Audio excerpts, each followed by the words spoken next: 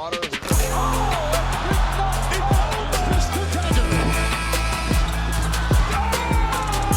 B going to work in the paint. Eastern Conference Final. New NBA champion. And it's a team from Toronto, Canada. We, the North, are now we, the champions. The Toronto Raptors 2024-2025 season is officially in the books. What is going on, everyone? It is Luca here back with the Raptors Nation podcast to put a bow on the Raptors' latest campaign, a season in which they finished 30-52. The Raptors finishing things up this past Sunday against the San Antonio Spurs as their focus now shifts to the 2025 NBA Draft Lottery and then the 2025 NBA Draft. In today's episode, I'm going to be talking about the Raptors' exit interviews, some of the key moments that caught my attention. I want to talk about Brandon Ingram. He had a great quote that basically encompasses his faith in this Raptors organization. Of course, the whole BI contract extension happened before the offseason, so we know BI is here for the next little bit. And then we're going to talk about the draft. It's never too early to start looking ahead. I mean, that is the Raptors' main priority at this point. I think it's going to be a quiet offseason other than the draft. We'll get into that more later on. So before I dive right into it, guys, do me a solid. Smash a like on the video. Smash the subscribe button as well if you're watching this on YouTube. If you're listening to this, wherever you get your favorite podcast, you can find this pod, Apple, iTunes, Spotify. Go and leave us a 5-star review. It would be greatly appreciated. So let's first start with the Raptors presser. They had the end of season press conference as the players, Darko and Masai, said their last words just to conclude the previous season, a 2024-2025 season that was very much about player development.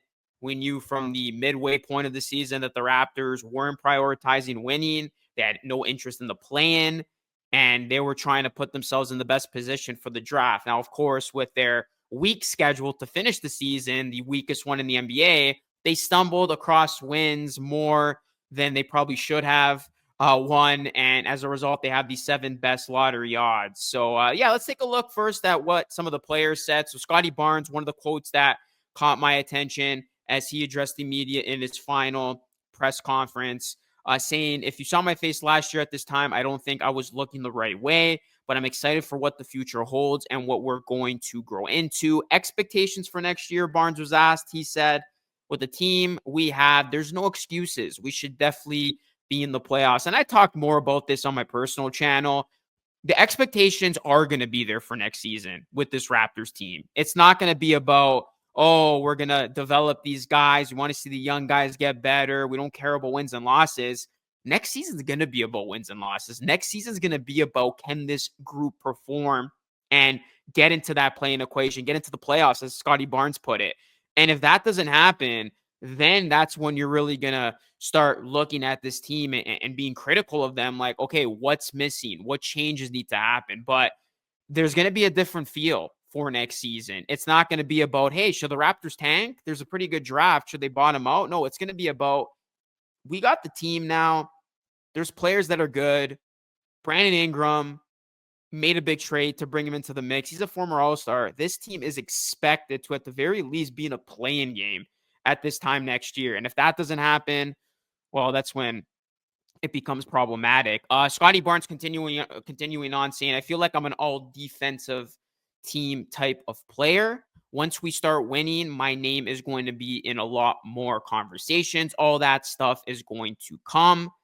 And then Ingram talked about Barnes, saying, what I've learned is that he stays ready. He never complains about practice. I don't know how many minutes he played last night, but he took the game very seriously. Players that don't have an ego and play hard, those are the guys you want to be around. So that's pretty encouraging that there's already, you start to see it. There's that continuity between Ingram and Barnes, just spending some time with each other. Obviously, off the court, BI has yet to suit up for the Raptors this season. It's going to be all about next season, and we're going to get more into about BI and expectations for him in just a bit. But just looking at some of the other things that caught my attention, the Scotty Barnes, those two quotes really, really captivated me because the expectations are pretty much laid out for next season and where mindsets need to be. Grady Dick on the Raptors depth, because there's a lot of talk about where he fits now with the Raptors rotation going to next season. He was asked about that, basically saying competition with anything builds you. That's how it is every year with guys trying to compete for their spots. With that, iron sharpens iron. And yeah, I think Grady's going to be in an interesting spot because he's not going to be in the starting lineup. If the Raptors don't make a drastic trade, and by that I mean trade RJ Barrett, like the Raptors projected starting five is as follows. You're going to have Quickly, you're going to have Barrett, you're going to have Ingram, you're going to have Barnes, you're going to have Pirtle. And then from off the bench, I think Grady still is going to get rotation minutes. I don't think it's going to be a matter of he's going to be replaced entirely, even though Jacoby Walter, he really showed me towards the end of the season, he might have more upside than Grady. Let's call it for what it is, just because of his capability when it comes to defending. I still fully expect Grady to be a big part of this rotation. And I think it's going to be important for him to really show his value in less minutes now from off the bench when everything's kind of compressed and you need to deliver as soon as you come into a game. So it's going to be an interesting adjustment for Grady. This was a guy who started as a starter. He's going to have to move on over to the bench. Probably going to be the sixth man, I would say, just talking about it this early. So yeah, for Grady, it is going to be a different approach for him. And then Darko Rajakovic talked about some things, just kind of skimming through some of the quotes here. And with Darko, he did speak about Brandon Ingram, saying, I told Brandon, I don't want to change him. He needs to be himself. People are always going to talk about, oh, mid-range, brother, if you can make a shot from that position, go for it. But we cannot be holding the ball. It doesn't matter who the player is. Darko talked about Scotty, and I love how Darko, every time he gets an opportunity to praise Scotty, he does it, saying Scotty Barnes is a unicorn. I love Scotty Barnes. I love everything he does. Scotty Barnes is the reason our defense was so good and improving this season because Scotty Barnes puts so much into it. Scotty Barnes is a leader of our group. So clearly, Darko Rajakovic is a huge fan of Scotty, if you hadn't already known that. And then Masai Ujiri took the podium on Wednesday, and he had a couple of interesting quotes. I was more kind of immersed with his stuff because, when you come to decision making, he's at that forefront with Bobby Webster. Masai Ujiri, he said, about the Brandon Ingram trade, we're not going to hide under the table because a player doesn't want to come here or anybody's perception of this market. I believe it's a unique opportunity and will be an incredibly unique opportunity in the years to come. Just talking about the trade market and how like players don't want to come here. I found that interesting. And then he was asked about not maximizing lottery odds. And he said, yeah, it's tough. I think sometimes it's a bit overrated with the team's approaches to this. I was really happy with the way these guys played. We'll try to attack the odds in the lottery and see where we fall. And then Ujiri did mention that they've done the right preparation and they're confident that they are going to a really good draft, regardless of where that pick falls. And he was asked about the needs of the roster, and he said they could use another young big, which is the obvious right now, and saying that they're going to address that over the summer in the draft or elsewhere. More on that later. And then with Ujiri, talked about the Raptors' current team culture, said it's A+. And then Ujiri on picking up Rajakovic's fourth-year option before the season, saying, I think it's the right thing to do, but more than that, it was deserving. He's done a phenomenal job. We put him in a tough position. It's good to make him feel comfortable with his job and where he is. And then Ujiri was asked about the whole tax situation, if the Raptors are willing to be a tax team next year. And he said, depends on the kind of talent we have on the team. We'll see how the draft goes and where we are. Ownership will be fine with it, depending on the kind of talent we have. It's our job to project where this team is going. And just to kind of chime in here, that's where I think the Raptors are at. If we've learned anything from this front office, is they are willing to give their current group the benefit of the doubt before breaking them up or making a major change. We saw that with the Pascal Siakam, Fred VanVleet, and OG Anunoby era. Masai's going to give this team some sort of a leash. Guys have been out. This group hasn't even played together when talking about Brandon Ingram being in the fold. I think the Raptors are going to roll this team as is next season.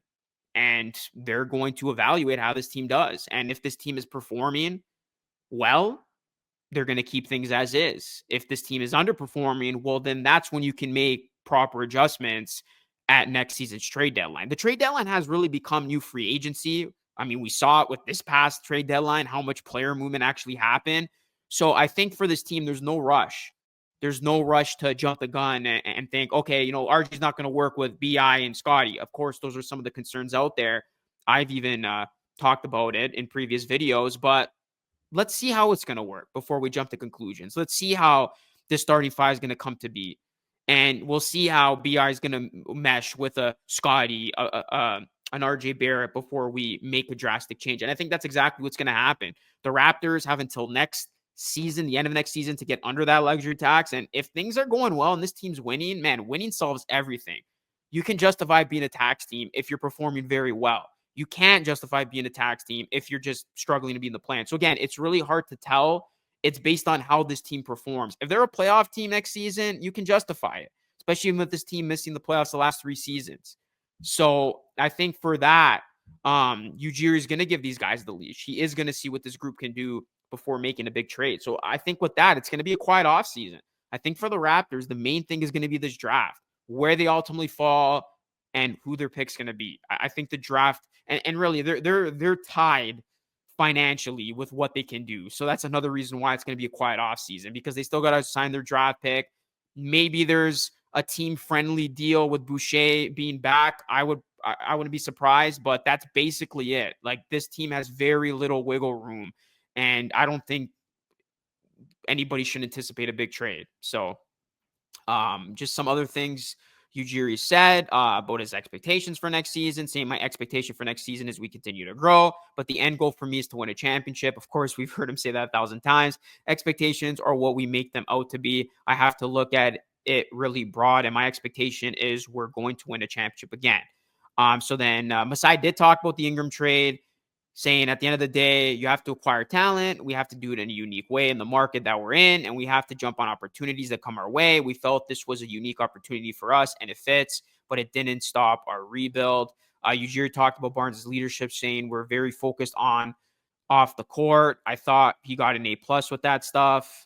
So, of course, Ujiri praising Scotty Barnes, and then finishing off by saying basketball is basketball. There are things he struggled at, things he was great at, but leadership to me is something that really matters, and he's taken the right steps. So clearly Scotty Barnes, he's the face of this team's franchise. Darko and Masai, he's got their co-signing, which comes to no one's surprise with how Barnes has been positioned here. But yeah, those were just some of the main things that stood out to me in the exit interviews. It seems like, again, my main takeaways is this team's going to be trying to compete next season. This is a team that is going to have expectations. They are going to have a team on paper that should compete in an Eastern Conference that, just a reminder, isn't good from 6 on down. So there's going to be opportunities for this team to move on up. All right, so next I want to talk about Brandon Ingram some more, because he did have another quote that just talked about his faith in this team. So Brandon Ingram, this is the exact quote, just praising basically the Raptors. And we know he wants to be here, which is a very, very good thing to have when you have a player of Brandon Ingram's magnitude willingly want to be here. He said it's a first-class organization. It teaches you how to be a professional. What I didn't know about the team is how much grit they had on the defensive end of the basketball. They set a standard for every team that comes in here. They know about the Toronto Raptors defense. I have to go in and think about that in my offseason, how I want to be a reflection of my teammates, of how the organization has set a standard, also bring my offensive side of the basketball. So with Brandon Ingram, I thought the Raptors handled it well. You didn't want to rush him back. I know fans were disappointed. They didn't get to see him in at least a game or two, but there was no point to bring him and tweak that ankle. He's going to have this whole summer to rehab, get back. We're going to know more of a definitive update on that ankle in May, according to TSN's Josh Lewenberg.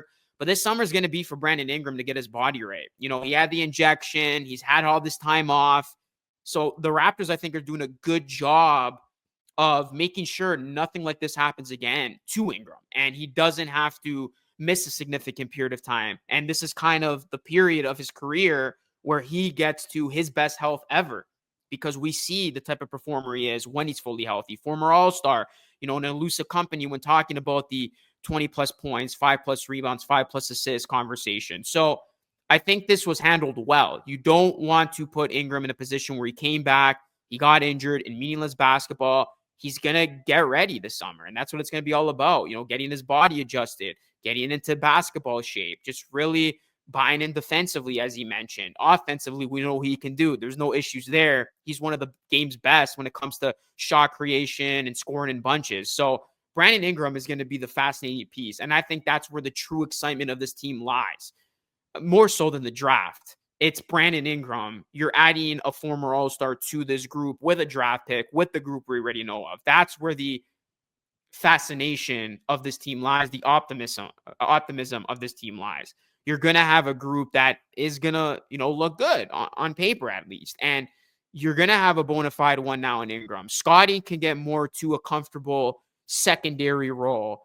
Can RJ fit in again, kind of like that big three? It's going to be a big season for Quickly. Can he be consistent? We know how much better this team is with Jakob Poeltl. He spoke about it so many times before that he didn't want to be a part of a rebuilding situation. Well, guess what? He put up with it for the last couple of seasons, but next season he's going to be a part of a hopeful winning situation. So this is going to be interesting for the Raptors. I think the bench is going to be much improved when talking about some of the guys. It's going to be a youth movement, really. That bench is going to be young, and a lot of those guys got opportunities at the end of the season, which I think is going to help them. When talking about Shed, Walter, Abaji came back from that injury. I know Grady we didn't see for the second part of the season, most of that, but it's going to be a young second unit. And I would right now pencil in a backup big through the draft. So it's going to be a second unit that's youthful, but also has a lot of promise. So Brandon Ingram, when you look at what he's going to bring to this team, it's going to be just much needed offense. He's going to be able to create his own shot, get his basket. I know RJ did a good job of that, of getting downhill and getting the bucket, but the Raptors lacked a true bucket getter. When you looked at the construction of this roster, Scottie, we see it on the defensive end. We see it with his playmaking. We see it with the mid-range, but he's not a true bucket getter. He's not a true guy who you could give the ball to, and he's going to, get his as some of these other upper echelon star talents. And that's okay. Like, that's why I never understood why people got so upset about like the whole Draymond Green comparison. I think Barnes is better than that. But in terms of just being like the jack of all trades, that's what Barnes is going to do. And I think it's okay. He can get away with being a jack of all trades, because if he was designed to be the one, yeah, you got to master one. But if he's going to be a jack of all trades, I think he's going to be the perfect situational number two next to Ingram, because now you do have a traditional bucket getter. And then RJ, that's where the interesting piece lies. Can he mesh well with BI? Because RJ likes to do a lot of his damage getting downhill, but can he improve his outside shooting? That's obviously going to be big, especially when playing around Ingram, who attracts a lot of that secondary help, that extra attention. So I think Ingram's going to make a massive, massive difference offensively. Defensively is where there's going to be issues, because you look at that starting lineup. The front court's nice when you got Yaks rim protection, and Scottie, we know, can be that free safety type of defender, like excellent, excellent defender. But how is that, back half of that lineup going to look defensively with RJ, Quickly, and of course BI? And I think BI can be a good enough defender. You want to see him really commit to that end. And like you said, based on that quote, he is going to commit himself to that. And then hopefully, IQ and Barrett can hold their own as well. So that's really where I just have my questions right now, is on the defensive side of things outside of Barnes. But really offensively, I think there's obviously going to be a potential issue of clunkiness and not having enough floor spacing, especially when RJ is doing most of his damage downhill and not from the 3-point line. But I think that could work. I'm going to give that the benefit of the doubt. I think this front office is going to do that too before they make another drastic change and, ship a guy like RJ to get some outside shooting or whatever it may be. But I think for right now, they're going to run it as is. They're high on this group. They want to see what they can do together, fully healthy. We haven't seen, even besides BI, like barbecue as a whole over a big enough sample size healthy, with guys just in and out, with the whole like tank situation too. So yeah, I think it's going to be interesting. Next season's really going to be interesting for this team to see where they truly stack up, and if this group is truly good enough to justify paying as much as they are going to pay them. So Yeah, let's look ahead now just to conclude today's pod. Early draft plan. So just going back to what Masai said, just talking about, the need on this team. It is clearly a backup big man. And when Masai, hinting, saying we could use another young big, we know he's talking about the draft. This team's got very limited financial flexibility. I haven't looked at the center market, but it's going to be the draft. Like, I am 98% certain if the Raptors end up with number 7, they are going big. Things obviously change if this team gets lucky and move on up.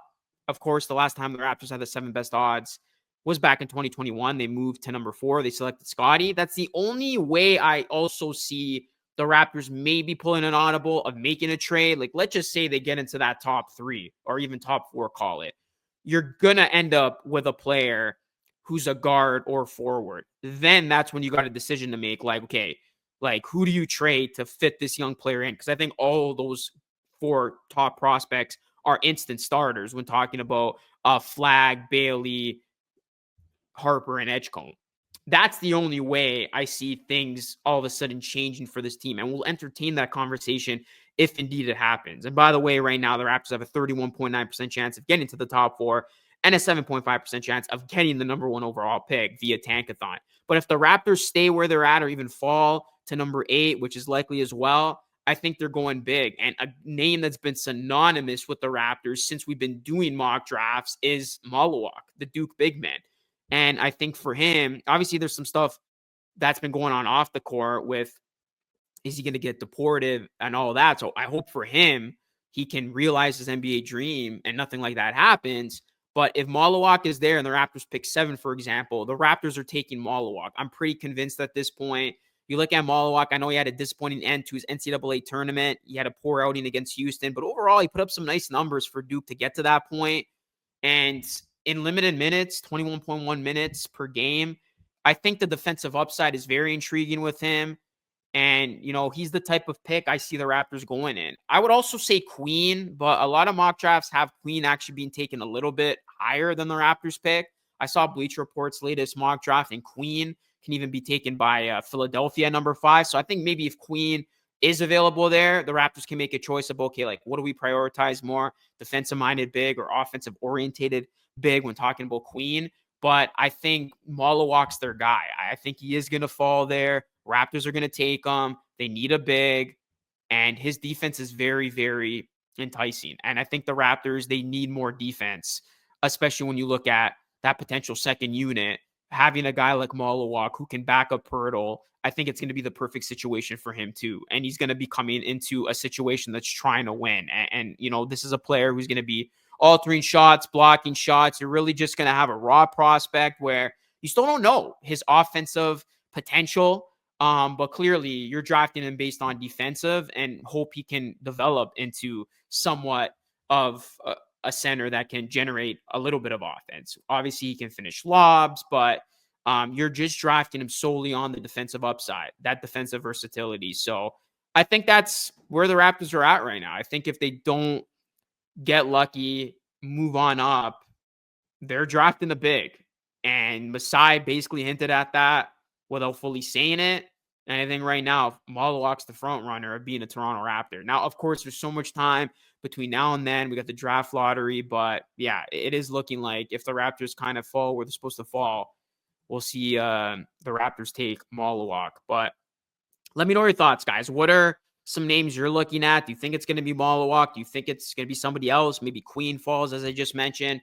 Let me know your thoughts, guys. But that is going to conclude today's podcast. Just wrapping up a season that was filled with a lot of downs, but at least, there is some light at the end of the tunnel for this ball club. And it is going to start next season. It's going to be a very quiet, I think, off season, but then it's going to be a very exciting upcoming season with this team having an expectation to perform and definitely be a lot better than the team we just saw. So let me know your thoughts, guys. What are you looking forward to the most?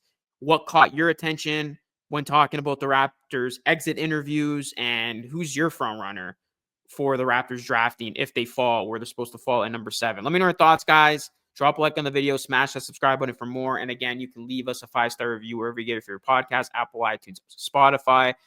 Appreciate your support. I'm going to be continuing this pod throughout the offseason every Thursday. Don't miss out. The Raptors Nation podcast, hosted by yours truly, Luca Rosano. Thank you so much for watching, guys. I will catch you all again in the next one.